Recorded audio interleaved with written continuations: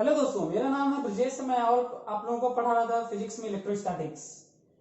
काफी ज्यादा डिटेल में डिस्कशन मैं कर रहा हूं ताकि आप साइंस को एंजॉय कर सकें, आसानी से चीजों को समझ सकें। मेरा मकसद कभी भी ये नहीं रहता कि आप किसी चीज में पर्टिकुलर एग्जाम में कोई मार्क्स बहुत ज्यादा गेन करने के लिए एक शॉर्टकट मेथड अपनाएं। मैं कई बार इस पर चर्चा भी कर चुका हूं कि क्यों मैं ऐसा नहीं करता। एनीवे, तो हम लोग अब बात करते हैं, क्वेश्चन एक और लेते हैं, इक्विलिब्रियम से रिलेटेड क्वेश्चन लेते हैं, तब और मजा आएगा आपको।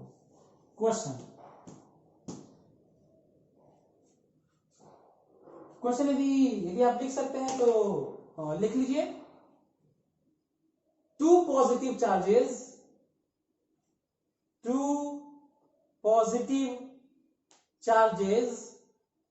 each of magnitude capital Q, two positive charges each of magnitude capital Q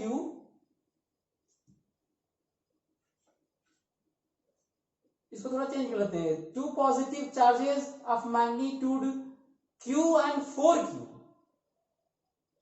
two positive charges of magnitude Q and 4Q are fixed at separation D,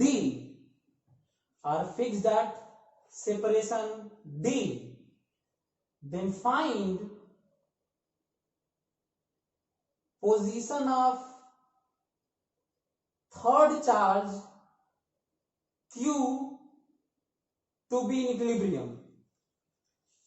Then find position of third charge Q to be in equilibrium. Question ये करना है तो समझने की कोशिश करते हैं कि इसको कैसे डील किया जाए। यदि आप क्वेश्चन पढ़ेंगे, एसोनिम फिगर भी कर देता तो थोड़ा और आसान हो जाता। क्वेश्चन पढ़ेंगे तो आपको दिखेगा कि दो चार्ज है, पॉजिटिव चार्ज है, एक Q है, एक 4Q है, दोनों फिक्स है और दोनों के बीच में सेपरेशन है D है। दोनों के बीच में सेपरेशन D है, तो आपको बताना है कि एक थर्ड चार्ज फ्री लिखा होता तो और अच्छी बात होती। ये दोनों फिक्स्ड है, इंपॉर्टेंट पॉइंट है, ये दोनों फिक्स्ड हैं, फिक्स्ड। एक थर्ड फ्री चार्ज रखना है और पोजीशन बताना है ताकि वो इक्विलिब्रियम में रहे। डिस्कशन करते हैं, देखते हैं, पूरा डिटेल डिस्कशन करते हैं ताकि हम लोग सोच पाए। मेरे लिए पूरा 3D स्पेस है, उसको मैं कैसे रिजेक्ट करता हुआ सोच रहा हूं। हालांकि कोई किताब में फटाक से यहां पे बीच में कहीं दूरी उरी लेके अपना कर देते हैं, लेकिन मैं कुछ और ना अप्रोच लगा रहा हूं, थोड़ा डिटेल। पहला पॉइंट, कहीं और इधर उधर नहीं हो सकता, इसलिए क्योंकि कहीं भी आप लेंगे तो इसका फोर्स इधर लगेगा और इसका फोर्स इधर लगेगा, इधर और इधर अपोजिट नहीं होंगे और नेट फोर्स जीरो नहीं होगा, क्योंकि उस पे थर्ड चार्ज पे दो ही फोर्स लगेगा और दो फोर्स का नेट जीरो तब होता है, दो फोर्स का नेट जीरो तब होता है जब दोनों मैग्नीट्यूड में बराबर हो, डायरेक्शन में उल्टा हो। इसके अलावा कोई केस नहीं होता। तो इसलिए यहां कहीं भी सोचेंगे हम लोग, यहां कहीं भी सोचेंगे, यहां कहीं भी सोचेंगे तो उल्टा नहीं होगा। भले ही बराबर हो जाए पर उल्टा नहीं होगा, इसलिए जीरो नहीं होगा, इक्विलिब्रियम में नहीं रहेगा। इक्विलिब्रियम का मतलब होता है, साम्य अवस्था का मतलब होता है नेट फोर्स जीरो। अगला पॉइंट, इस पे देखते हैं। क्वेश्चन के ऑब्जेक्टिव के नाम पे ऐसे लिखा रहता है, उसका पोजीशन ऑब्जेक्टिव स्टेटमेंट में Q के लेफ्ट में रखेंगे या 4q के राइट में रखेंगे या q और 4q के बीच में कहीं रखेंगे समवेयर, कुछ कहा नहीं जा सकता। 4 ऑप्शन हो गया।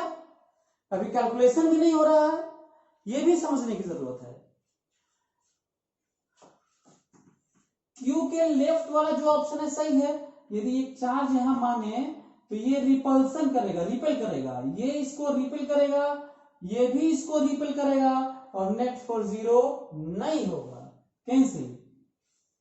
यहां पे सोचेंगे तो ये भी इसको रिपेल करेगा, ये भी इसको रिपेल करेगा और नेट फोर्स 0 नहीं होगा। तो इस साइड भी कैंसिल हो गया, इस साइड भी कैंसिल हो गया। अब हमें बच गया ये वाला। ध्यान से, बीच में भी कहीं रख देंगे तो ये इस पे रिपल्सन करेगा पर कम फोर्स लगाएगा और ये वाला इस पे रिपल्सन लगाएगा पर ज्यादा फोर्स लगाएगा क्योंकि ज्यादा चार्ज है और नेट फोर्स इधर हो जाएगा। इसीलिए थोड़ा सा इधर करके इसका ज्यादा करना होगा और यहां पे क्यू रखना होगा। समझने की बात है। फिर सुनो, मैं ये कर रहा हूं कि बीच से थोड़ा इधर इसलिए करना होगा ताकि ये भी थोड़ा डिस्टेंस कम होने से ज्यादा फोर्स लगाए, क्योंकि इसका मैग्नीट्यूड ज्यादा था तो ज्यादा फोर्स इसको धक्का मारे जा रहा था। लेकिन ये तो अभी हम लोग अभी डिस्कशन में पोजीशन की बात हुई। अब एग्जैक्ट वैल्यू क्या होगा, यदि एग्जैक्ट वैल्यू क्या होगा इस पे बात करें तो करते हैं। चलिए, ये दोनों फिक्स है ही, यही फ्री है जिसको इक्विलिब्रियम में करना है। इसके द्वारा इस पे फोर्स माना कि F लग रहा है F1 और इसके द्वारा इस पे फोर्स लग रहा है F डैश लग रहा है या F2 लग रहा है। इसके द्वारा F1 और इसके द्वारा F2। ध्यान से देने वाली बात है।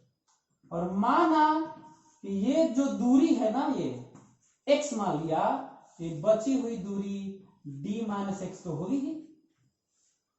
यदि इसको मैं x मान लूं तो ये बची हुई दूरी टोटल d थी तो बची हुई दूरी d माइनस एक्स है। सॉल्व करना है। देखने में साफ लग रहा है इक्विलिब्रियम के लिए, फॉर इक्विलिब्रियम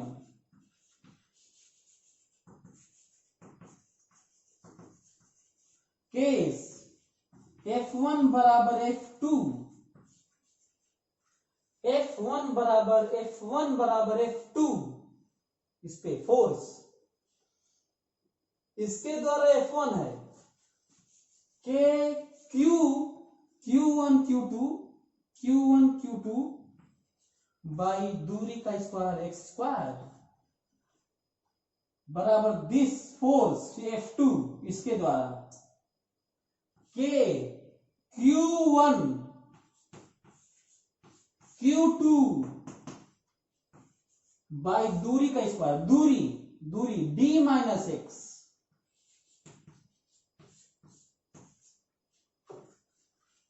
ये सॉल्व करते हैं। Cancel capital Q small q। अब हम लोग ऐसा नहीं करेंगे कि इसको इधर कर देंगे, इसको इधर कर देंगे, क्वाड्रेटिक बनाएंगे, ये नहीं करेंगे। हम लोग इसको ऐसे सॉल्व करेंगे। ध्यान देंगे, ये पूरे को इधर लेके जाएंगे। कैलकुलेशन आसान करना भी आपको आना चाहिए। कई लोगों को तो यही नहीं आता। और ये देखिए, कई बार तो जल्दी में 4 छूट जाता है, जल्दी में 4। Take root both side, root लेते हैं, दोनों तरफ रूट लेते हैं। रूट लेने पे आएगा d minus x by x और यहां पे आएगा प्लस माइनस 2। जनरली यदि आप सॉल्व करना चाहते हैं तो ये वैल्यू हम लोग, ये पॉजिटिव है, ये पॉजिटिव है ना, ये पॉजिटिव है तो रेशियो ऐसे तो ये निगेटिव तो आना नहीं था, पॉजिटिव है ना d minus x, sense wise तो ये प्लस ही आना चाहिए था, माइनस नहीं आने था। वैसे एक और बात, यदि मैं माइनस लेके चलता तो पता चलता ये कुछ और देने लगता, कहीं और वैल्यू कुछ और देता, तो कहना पड़ता ऐसा है भाई कि x निगेटिव नहीं होगा, ये गलत है। तो 2 पॉइंट है जो इसमें देख सकते थे।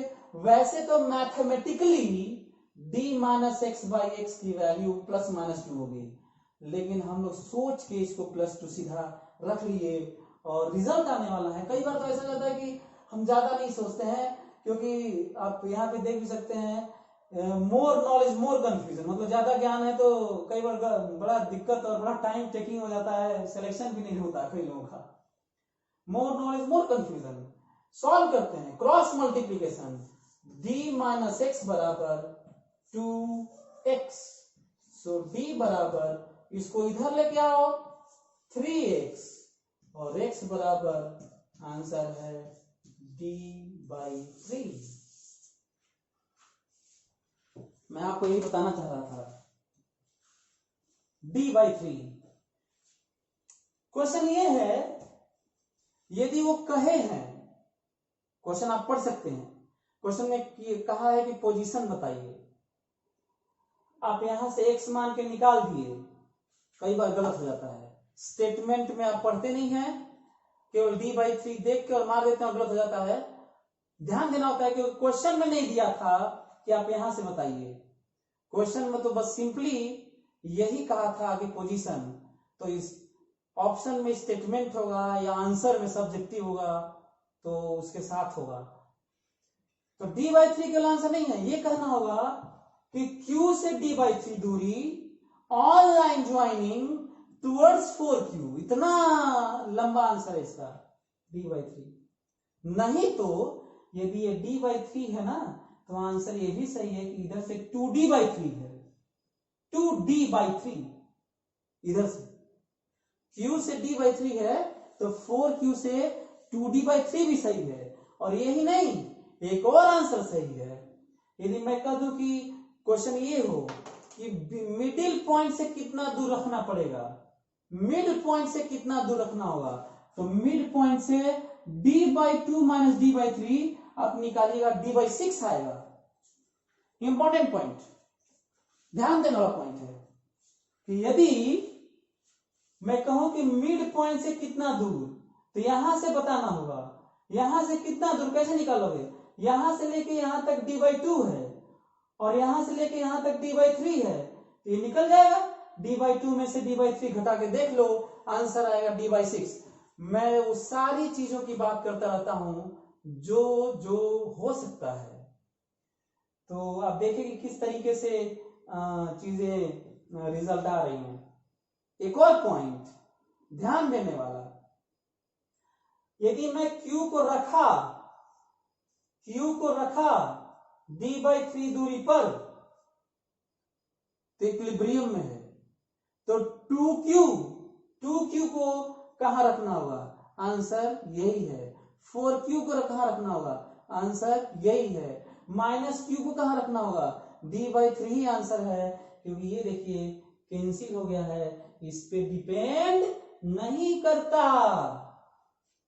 यदि चार्ज को 2 गुना कर दिया जाए तो भी पोजीशन वही रहेगा। इससे क्या सीखना है, हर क्वेश्चन से कुछ ना कुछ सीख सकते हैं आप। यहाँ पे क्या सीखना था, एक सपने से मानना, इक्विलिब्रियम के लिए सोचना, सॉल्व करना, क्वाड्रेटिक से बचना है। एक और चीज सीखने वाला, जो चीजें एक्सप्रेशन में नहीं आती, कट जाती हैं, उस पे डिपेंड नहीं करती हैं चीजें, ये भी समझने वाली बात है।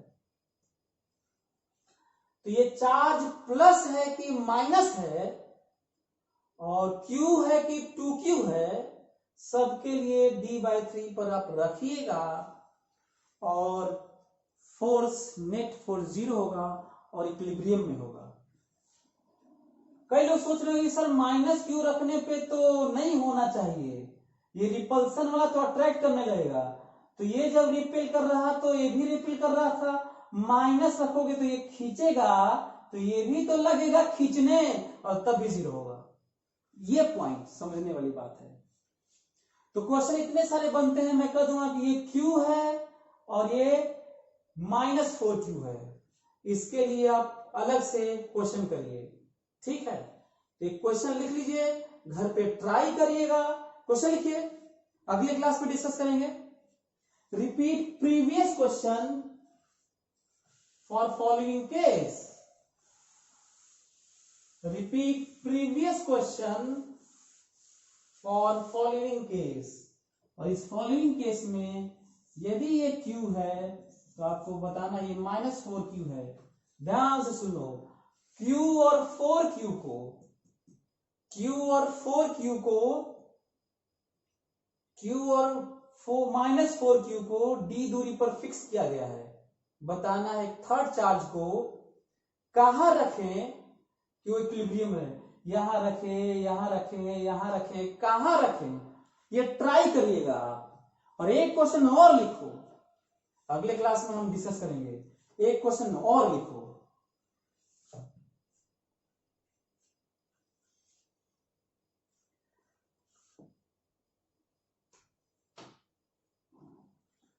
क्वेश्चन लिखो, two positive charges capital Q and 4Q are free at separation D। फिर से, two positive charges Q and 4Q are free at separation D। Then find position, sign and magnitude of third charge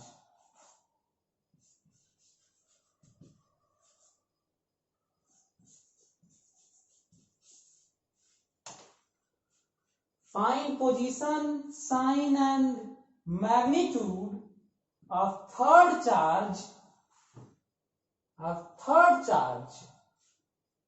so that all the three charges are in equilibrium, so that all the three charges are in equilibrium. इसकी जगह मैं भी कुछ कह सकता था, so that whole system is in equilibrium. दोनों एक ही बात है। तो आप इसको समझने की कोशिश करिए। जो मैं आपको बता चुका हूं वही उसी तरह की बातें हैं। इक्विलिब्रियम का मतलब होता है नेट फोर्स जीरो, खासकर ट्रांसलेशनल इक्विलिब्रियम। रोटेशनल में तो एक रोटेशनल इक्विलिब्रियम भी होता है और उसमें नेट टॉर्क जीरो की बात करते हैं।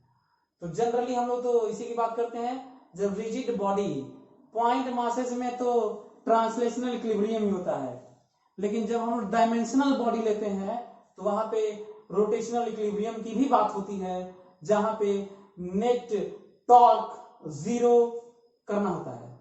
तो यहां पे हम लोग को नेट फोर्स, किसी भी चार्ज को रेस्ट में रहने के लिए, इक्विलिब्रियम में रहने के लिए उस पे नेट फोर्स जीरो होना होगा। इसका मतलब थर्ड चार्ज को फिर से आप सोचिएगा कि कहां रखें, यहां रखें कि यहां रखें कि यहां रखें, और ऐसा रखें कि वो खुद इक्विलिब्रियम में हो और ये भी हो। इस वाले क्वेश्चन में पढ़िएगा, ये फिक्स्ड नहीं है, इनको खुद को भी इक्विलिब्रियम में रहना है और उस थर्ड चार्ज जो रखना है उसको भी इक्विलिब्रियम में रहना है। तो इनका ध्यान देते हुए इन सारी बातों का देख रहे हैं कैसे अभी भी कूलॉम्स लॉ चल रहा है। फार्मूला वही लगा रहे हैं, चीजें हम अपने से मान रहे हैं, और आप भी ऐसे ही करिएगा। मैं अक्सर ट्राई करता हूं कि आपको वो तरीके बताऊं, उसके लॉजिक्स बताऊं, वो केसेस जो पूरे सारी चीजों को गवर्न करते हैं, ताकि आप अच्छे से चीजों को विजुअलाइज कर सके, एनालाइज कर सके और इमेजिन कर सके। सब एक ही तरह की बातें हैं। तो चलिए फिर अगले क्लास में मिलते हैं। तब तक के लिए आप इस पे काम करिए, अपने माइंड को और क्रिएटिव बनाइए, उसको ट्रेनिंग दीजिए अपने ब्रेन को, ताकि वो अनसीन क्वेश्चंस को, जिसको आप कभी ना देखे हो, आप सोच पाए कि उसके लिए अलग से क्या करना है। Thank you so much.